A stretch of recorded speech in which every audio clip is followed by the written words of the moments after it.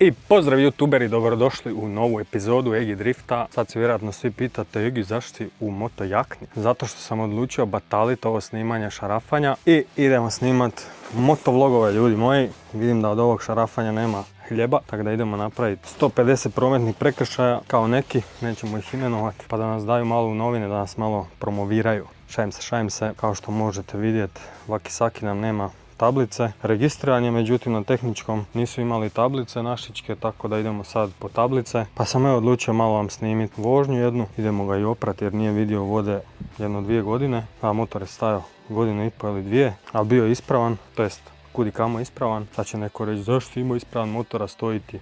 Pa bio je registriran, to jest rega mi je svake godine isticala u 3. mjesecu i onda svaki puta u 3. mjesecu gledam kad ću ići, kiša, hladno, nikakvo vrijeme i svake godine odgađam, mislim da jedno 5 godina kod mene. Vakisaki. Da svake godine odgađam, kao odjavit ću pa ću ga prijaviti u 6. mjesecu, tako da uvijek kad mi istekne rega idem na tehnički kad je lijepo vrijeme. Međutim, kak sam ga odjavio, tak je i ostao odjavljen i nikako da se uhvatim njega, odnosno da ga registriram i da se malo vozam, ali evo došlo i to vrijeme. Htio sam ga i ranije, međutim, umro mi je ECU na njemu se ECU nalazi ovdje ispod sjedala, sam se počeo pušiti, pa se uplašio da ga neću moći nigdje naći, pošto je motor star 23 godine, tako nešto, 2003. godina je. 636 u pitanju, Kawasaki, čuveni prvi model koji je imao više od 600 kubika, inače su svi imali 599, 600 ako se ne varam, ali Kawasaki je prvi izbacio 636, što mu je malo davalo na, iako ne kužimo uopće kako su uspjeli ići na klasu 600 sa motorom koji ima 636 kubika, ali eto, očito je neko dobro lobirao. Uglavnom da, motor ima 45.000 km, znači mint stanje što se kaže. Inače morat ću mu ugraditi kratki nosač tablice, napraviti mu atest, žmigavce promijeniti jer su ovi veliki ružni, ali to ću vam možda čak jednom snimiti kako se radi atest za vas koji ne znate. Nisam ni ja znao dok nismo uzeli Prixu, da, uzeli smo i novu Prixu. Radi se o Pongratz prikolici LAT 400 TK modelu, kiper je, ima 2 osovine. Najveća dopuštena masa je 2600, međutim za moju kategoriju, pokazat ću vam u vozačkoj, za moju kategoriju ja ne smijem vući uopće ovu Prixu. Ja imam B kategoriju i kod 96, evo ovdje možete vidjeti B kategorija i 96 pod ovim stupcem 12. Dakle imam B kategoriju plus kod 96, a to vam znači da vozilo s kojim vučete, odnosno njena najveća dopuštena masa i najveća dopuštena masa prikolice u zbroju ne smiju prelaziti 4250. Audi je 2100, tako nešto, njegova najveća dopuštena masa, Prixa je 2600, tako da sam morao ići spustiti najveću dopuštenu masu, odnosno odraditi atest na 2100. Tako da 200 ovdje, to je 4200. To mogu vući svojom kategorijom, trenutno je atest u procesu, a u biti vrlo jednostavno za napraviti. Kad spuštate najveću dopuštenu masu, odete samo na tehnički, napravite izjavu i onda vam ovi meštri tamo na tehničkom poslikaju to sve, izmjere šta već trebaju napraviti i u roku 15 dana vam stiže rješenje ako je sve ok, da vam se spušta najveća dopuštena masa, to vam se upisuje u prometnu i zapravo je to. Nije kompliciran proces. Za homologaciju tih žmigavaca i tog svega, žmigavci moraju imati oznaku E na ovom kućištu. Papire nije nužno, na CVH sam pročitao nije nužno da imaš, ali te mogu zatražiti od žmigavaca. Isto tako moraš imati katadiopter iza ako ćeš mijenjati nosač i ovo svjetlo za osvjetljenje tablice također mora imati oznaku na staklu da je homologirano, odnosno da podliježe tim EU standardima ili šta već. Nisam siguran zapravo da li je to samo za EU, ta je oznaka ili je to generalno za cijeli svijet. Ali da, moramo mu napraviti servis. Gumu bi trebali mijenjati jer je mrtva, odnosno šara je po sredini, nema je. I treba bi mijenjati lanac, jer koliko god da ga dotežem, jednostavno se svaki put rastegne, tako da ćemo to mijenjati, vjerojatno set lančanika i lanac. Tako da to ću vam snimiti jednom prilikom. Da, s ovom Prixom sam ekstra zadovoljan. Sa istom takvom Prixom smo išli po auto u Njemačku prije 2 godine u Stuttgart i baš mi se super pokazala, inače austrijska marka.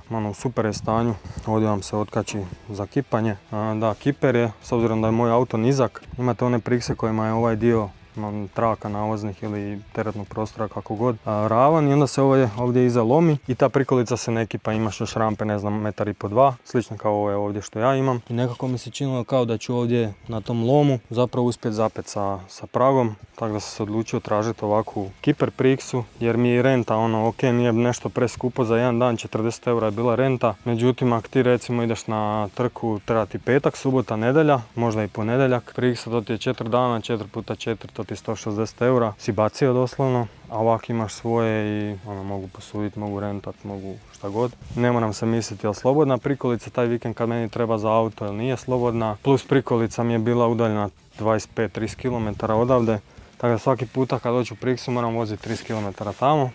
Pokupim Prixu, dođem nazad, natovarim sve, obavim sve šta trebam, track day šta god, vozim se, bla bla bla. I onda nakon tog dana moraš ići nazad, istovariti sve, vratiti Prixu i vratiti se kući, opet 30 km. Odnosno točnije 50 km, tamo 25 i nazad 25 da je pokupim i tamo 25 nazad 25 da je vratim. A poslije tog cijelog dana na suncu ne da mi se to sve raspakiravati. Ovak sam dovezem sve u dvorište, ostajem u dvorištu i raspakiram kad mi se da. Tako da eto, sad smo postali mobilni. Danas ćemo vjerojatno ići izvagat Bengburu, baš me zanima koliko ima kila, ali prvo idemo pokupiti regu. Tehnički nam radi do 2, tako da imamo još sat vremena. Montirat ću vas ovdje na kacigu, nadam se da nećete past, da vas neću izgubiti putem. Pire moramo spremiti, ne znam da stanu pod sic.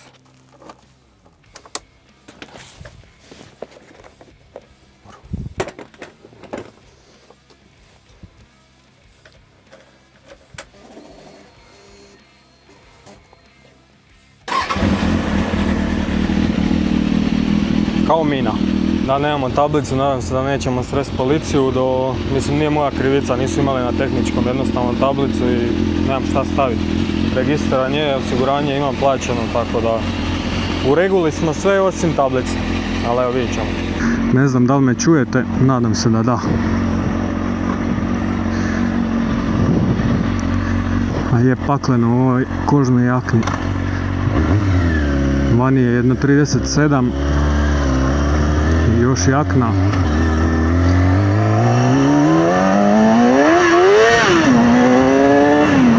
Nećemo prebrzo, nisam siguran baš koliko ovaj nosač drži, prvi put ga koristim, tako da ćemo laganini. Da, inače ovaj motor nije baš za moju visinu, ja sam 1,90 m. Ovo je motor za čovjeka do, šta je znam, 1,70-1,75 m. Nije nešto preskup, a zapravo u supernom stanju, pa mi ga je baš žao prodati. I ima 45.000 km za takav motor, stvarno mislim da ga mogu voziti cijeli život. I ide sasvim solidno za 600 kubika, ne znam, vozio sam Yamaha R1 koja je 1000 kubika i moj subjektivan dojam je nekako, ne znam, troma mi je dosta u tim nižim okretajima, ok, kad se podigne u okretaj onda baš čupa, ali Kawasaki mi se puno ljepše vozi. Ima taman snage, nije preslab, nije prejak, motor 600 je, tako da sam baš zadovoljan s ovim motorom. Kažem, 5 godina je kod mene, imao sam prije njega Kawasaki R5, on je dosta slabiji od ovog motora, nekih 50 konja, ovaj je 120 ako se ne varam. Tako da kad sam krenuo vozim Kawasaki i stvarno mi je top motorić. Iako volim i Suzuki mi je bila oduvijek želja kupiti Suzuki 1000, ali realno, apsolutno ti ne treba ništa jače od 600 kubika. Uraz ima Kawasaki Z750, isto je jako dobar motor, tako da generalno Kawasaki baš mi se sviđaju i dizajnom i kako se voze motori, mislim nisam ja neki sad trkač. Ja se vozim ovako rekreativno po cesti.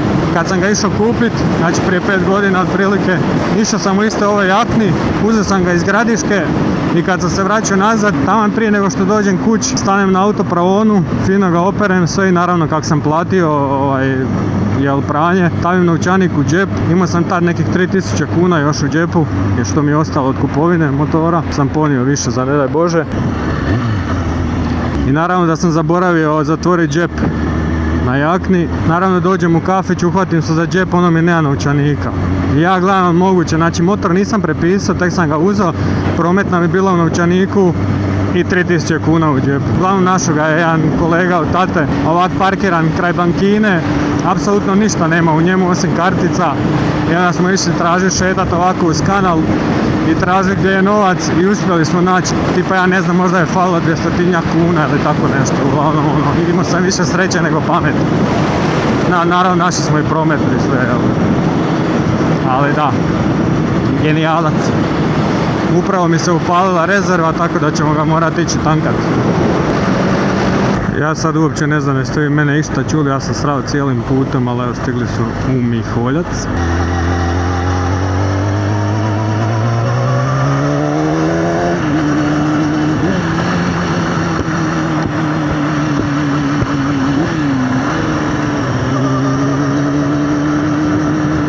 Znači motor je užasno ne vozi kad je ovaj lanac ovako olabavljen.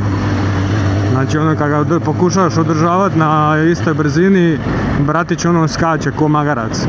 Kad ubrzavaš i kad usporavaš je ok, međutim kad ga hoćeš održati na brzini, ajme.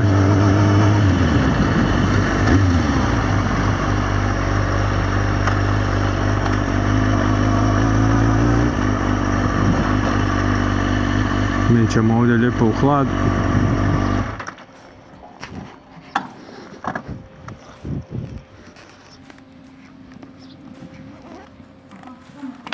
Da. Vidimo se, bok. Evo nove tabele. Evo to montirati odmah.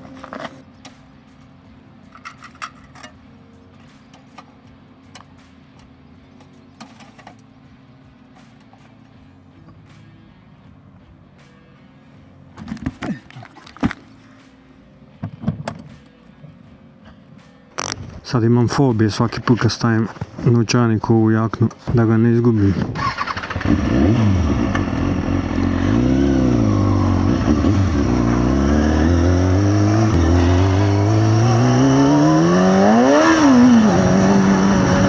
Idemo ga prvo oprat malo, pa ćemo na benz tankati nazad čiku.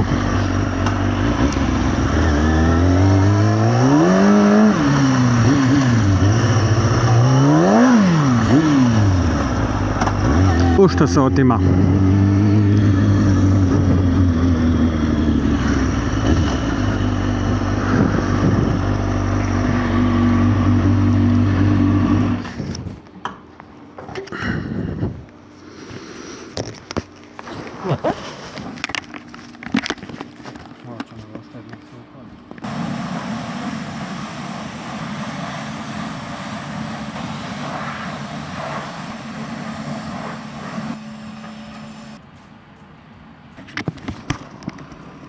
Si malo sjest dok se on tamo safta. A je vruće u jakni pa strašno. Još nemam full opremu, odnosno nemam dolje hlače, ne znam šta je bilo da još imam hlače, pa to je ono kuhanje. Svaka čast ljudima koji idu na put od ne znam 1000 km sa motorom. Full oprema ono na 37 stupnja vani, baš je pakleno. Toliko se znojiš da je to ono nemoguće. Mislim da sam do sad samo tih oko 10 minuta 15 vožnje 3 litre vode izgubio, iznojio. Dok čekamo idemo nazad kolegu da vidimo će moći izvagati auto. Baka Luka, u što jak nadimak. Osoba koju ste nazvali trenutačno ne može odgovoriti na vaš poziv. A ništa, idemo dalje. Sad sam tek pregledao snimke, zvuk je ok, međutim vidim da sam vas uperio u pod. Niste vidjeli ništa dok sam vozio do ovdje. Zato ovo nije dobra postavka za kameru. Trebao sam je ovdje na bradu montirati i onda bi fino vidjeli ovaj ovdje dio i cestu. Ali dobro, znamo za ubuduće.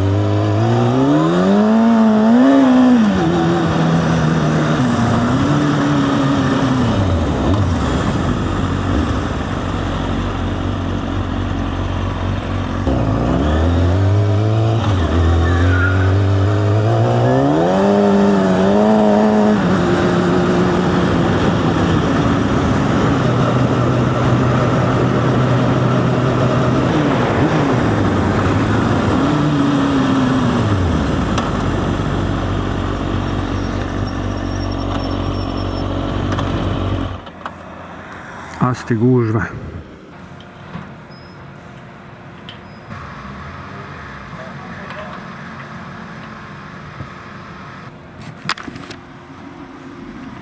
22 evrića.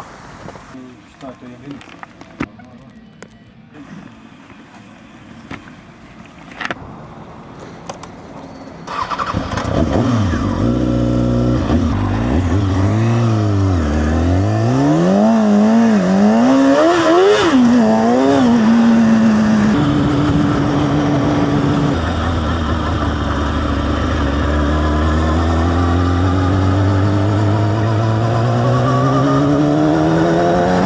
Ne znam koliko uopće čujete, ali non stop, evo sad ga držim na nekoj brzini konstantno, zacukuje baš.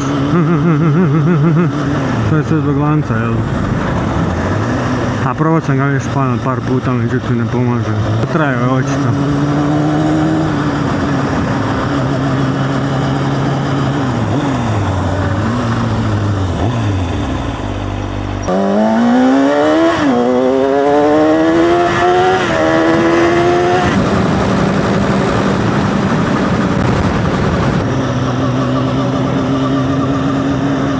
Idemo do Tokara još pokupiti neke noževe, pa idemo kući nazad Bakutanera da vidimo da može izvagati auto.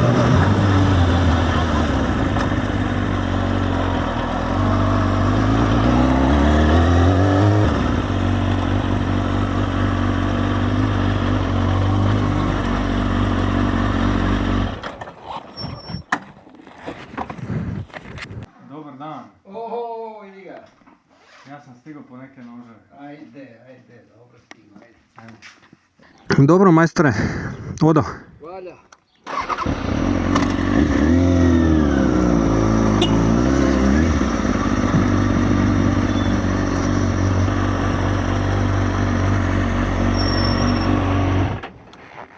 Idemo nazad Bakutaner da imamo sad dostupan.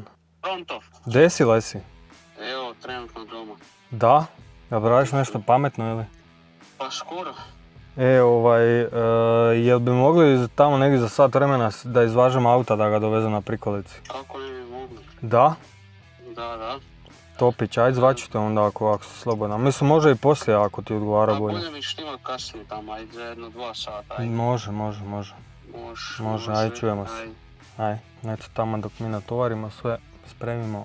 Da vam pokažem ovdje, stigle su mi ove pločice za displej. Moraš naručiti 5 minimalno, tako da sam naručio odmah 5 komada jer će mi trebati za još 3 displeja, već mi se trojica javila za ovaj displej. Tako da moramo napraviti 3 displeja, ali prvo moramo testirati. I ja već jesam napravio test, mislim nije bio spojen na ECU, nego sam opet radio onu simulaciju i ustanovio sam problem kineziji. Ajde se prebacim na mobitel jer preko kamere vjerojatno ne vidite ništa. Dakle ova elektronika, odnosno pločica, zamjenjuje kompletno Arduino i CAN controller.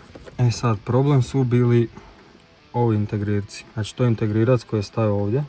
Vidite da sam tu preletao, kratki spoj sam napravio. Biti on je ovako stavio tu na pločici i čemu on služi. Ovdje je konektor za 12 V napajanje i ide preko njega. On zapravo spušta na 5 V. I u njegovom data sheetu piše da je on do 1 A. A moj displej troši 650 mA. Još ovdje nešto elektronike, malo recimo 680 mA. Međutim, događalo mi se to kada uvedemo ovdje 12 V, upalim displej, događa se upravo ovo. Konstantno se pali gas displej i onda sam išao istraživati vazdešanjem. Također sam si ovdje izvukao 5 V napajanje, znači da preskočim njega, nego da dovedem direkt 5 V napajanja za svu ovu elektroniku i za ovaj ovdje displej. I tako je sve ferceralo normalno, znači nije se gasio, palio displej, nego radio sasvim normalno. I ustanovio sam da ovo ono malo ne može zapravo deklariranih 1 A, nego se već na 600, 630, tamo neki 650 mu je plafon što može progurat kroz sebe i krene se abnormalno grijat. I naravno kad se krene grijat mijenja mu se i otpor itd. I sam se sruši sve i displej se gasi. Tako da sam sad naručio još jednu malu pločicu ovdje koju čekam da mi stigne, koja će zapravo pretvarati 12 V na 5 V i onda ću pomoću ove brike zapravo dovoditi na iste ove konektore, dovoditi napajanje na cijelu ovu pločicu.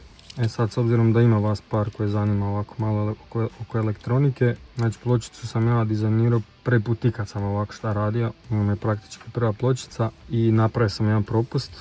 Znači ovaj ovdje čip, odnosno integrirac, možda prvo da objasnimo Znači imamo 1, 2, 3 integrirca i jedan mikroprocesor. I naravno imate još ovdje koje kakve kondenzatore, reset button, otpornike, ledica jedna, switchevi, jedan drugi, ovo je za paljenje, gašenje, napajanja. Ovaj ovdje vam služi za paljenje, gašenje ovog terminacijskog otpornika na Kenu. Znači na Ken morate spojiti, na krajeve Kena točnije, morate spojiti otpornik od 120 ohma, kak imaš sad.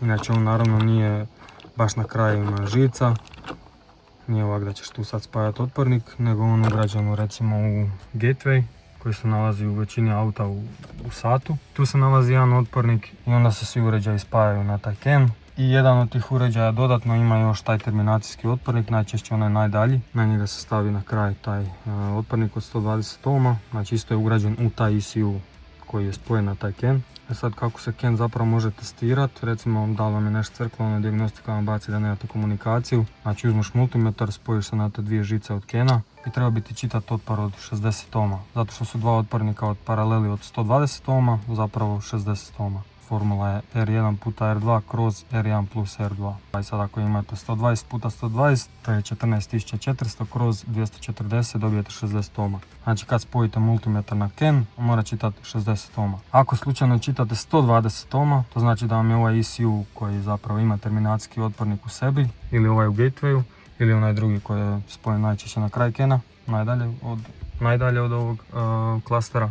To znači da je on ili u kvaru ili odspojen, ili ako recimo izmjerite beskonačan otpor, tad znate da vam je negdje prekid u Ken komunikaciji, odnosno doslovno žica precvikana. Kao što sam rekao, znači imamo 3 integrirca i jedan mikroprocesor. Razlika između integriranog kruga, njega zapravo ne možeš programirati, nego šta je tvornica smislila da je njegova funkcija, on će to i raditi. Recimo ovaj ovdje služi za komunikaciju preko USB-a, znači to je zapravo USB driver. Da bi ovaj mikroprocesor komunicirao preko USB-a trebaš dodati ovaj ovdje integrirac. Onda ovdje imamo MCP 2515 i TIA 1050, ako se ne varam, ovaj mali.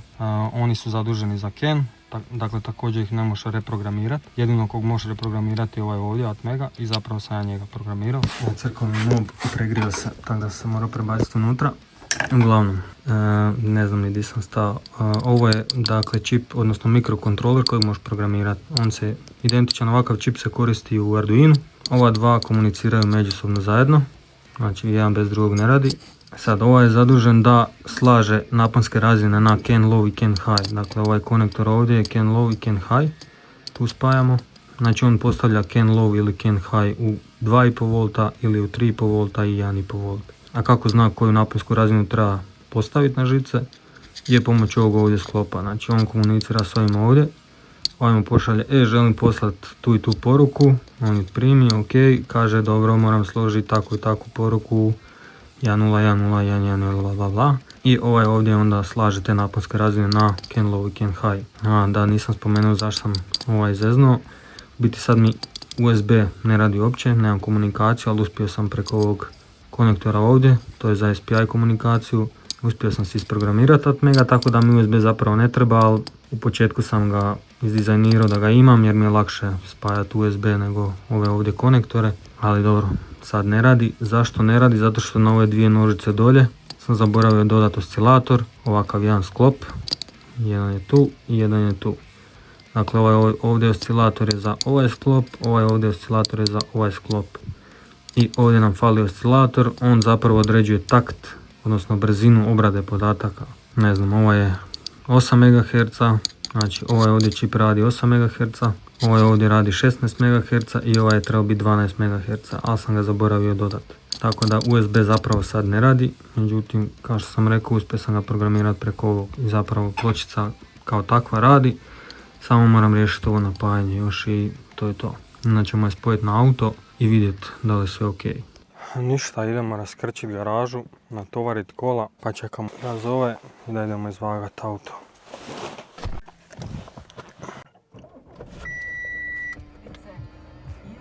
Evo i Audi nam je bolestan. Kaže, na AD Blue servis još 350 km. Ako ne riješimo servis u roku 350 km, nećeš ga upaliti. Tako da ne znam, moram vidjeti šta je s tim injektorom, možda je prljav, ili se kristalizirao taj AD Blue. Ali da, kogod ga je smislio, treba u zatvor. Audi je ljubomoran što BMW šarafamo non stop i sad se on mora malo pokvariti. Da damo i njemu malo pažnje. Ali da, znači ovaj vikend, danas je petak. Ću vam snimat malo, evo tako, više vlogić nego šarafanje. Sutra je subota i nedjelja. Tako da će to biti još jedan odvojen video, vjerojatno ću ga ponedjeljak objaviti. I onda onaj iza idući vikend, ako odradimo sve sad ovaj vikend, bi trebali ići opet na test, ali evo vidit ćemo koliko ćemo uspjeti posla napraviti.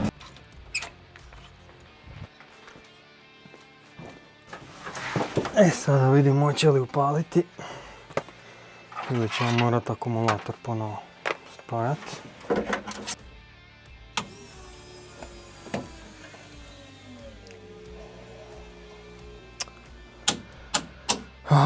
Ništa od akumulatora.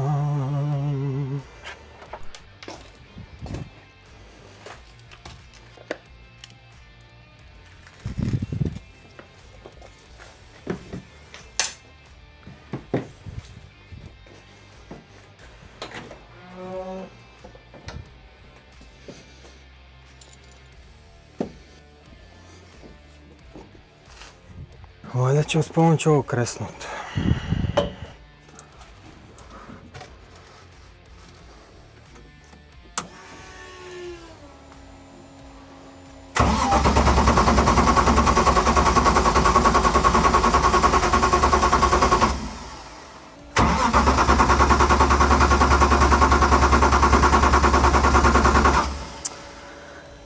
Ne može ni s ovim. Padnemo napon ispod 9.32 i onda injektori ne daju goriva koliko bi trebali davati. Taman je sad susjed prošao pa ću njega uhvatiti. Ode kosit, tamo sam ga zvao, rekao daj dođi sa Paseratijem, parkiraj ga tu, sam da spojimo, da kresnemo mašinu. Tako da evo samo što nije. Evo stiže meštar. Pa desi je! Pozdrav! Ovo ti je plus. Hoćemo imati dosta. Ne mogu ti povući više, ajde još ćeš morat onda... A?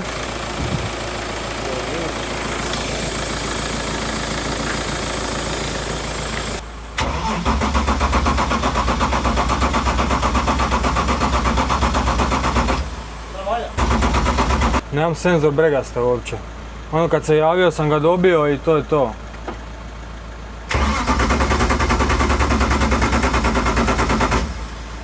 Da, senzor usisne bregaste uopće nemam.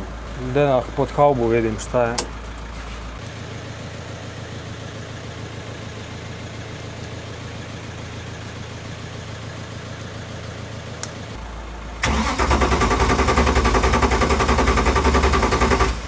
Kako i dalje ga nemam.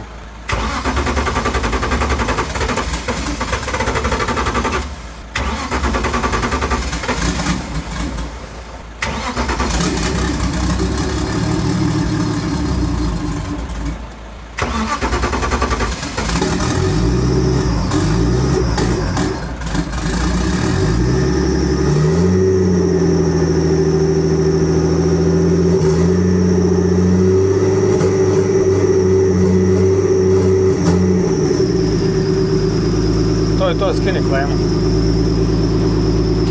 Znači nije mi jasno sad, odjednom se pojavio trigger. Znači nije mi uopće očitavao senzor usisne bregaste, zato nije uspio upaliti. Sad iz kojeg razloga, nemam pojma.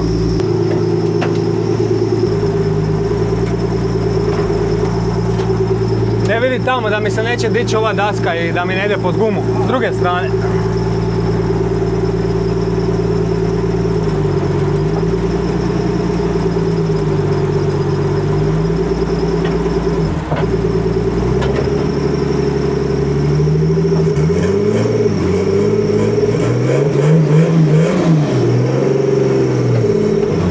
Obavezno moram montirati ovaj srednji retrovizor da vidim iza, ali ovako je malo nepregledno što bi se reklo.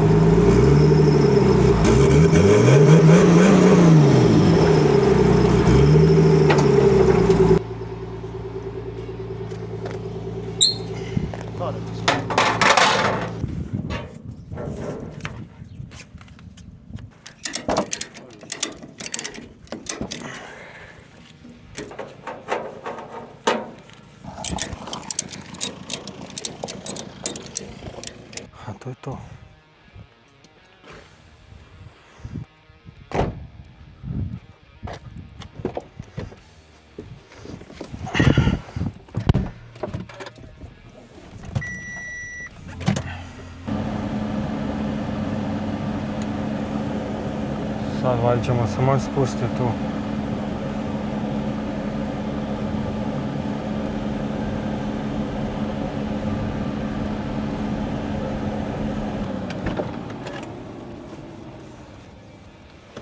Tako. Sad čekamo nešto. U biti ovdje ćemo ga vagati na ovoj stočnoj vagi, to je kamionskoj, traktorskoj, kako god. Ovdje. Da preko popiti pivicu. Evo stigo nam je bakuta. Idemo ga istovariti pa ćemo ga vagnut.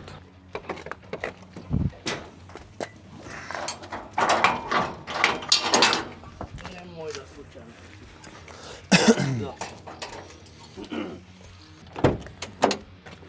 Ćemo morat opet pa se rati, a vući da kresne, a?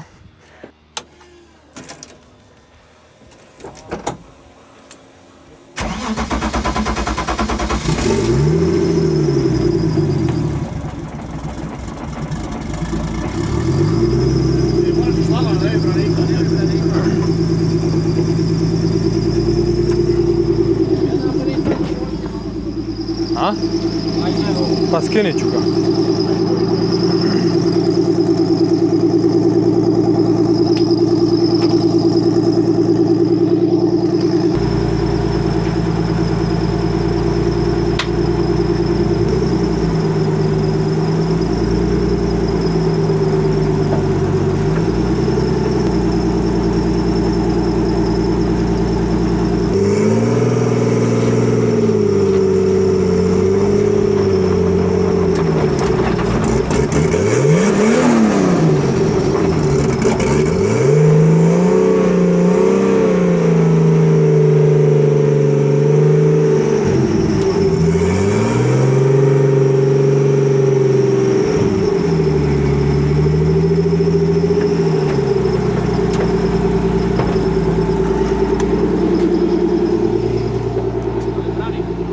Može, stavi ga. No, bilo gdje ga stavi. Pa treba uzroka uzeti, ne? Ali bi se jedno što voli. Šta je bakuta za reći? 2800. 1260, a? Bo u mene fulo sam 100 kila, ja sam rekao 1350. Bilo je dok si ti bio gore. Da, sa mnom je, da, okej. Nije loše, nije loše.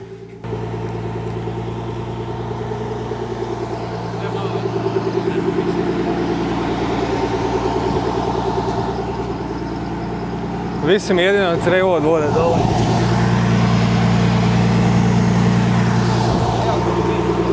A?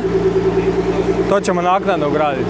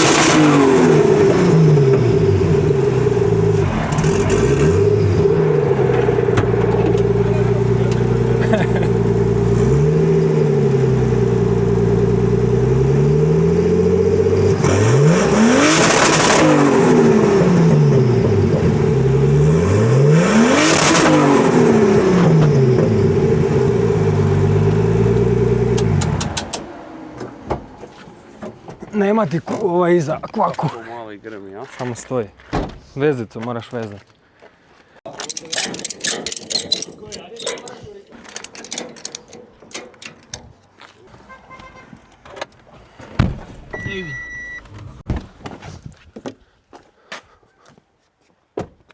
Mada skini ga najbolje.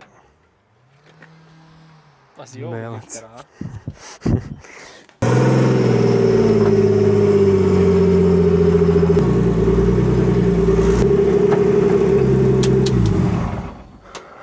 To je to.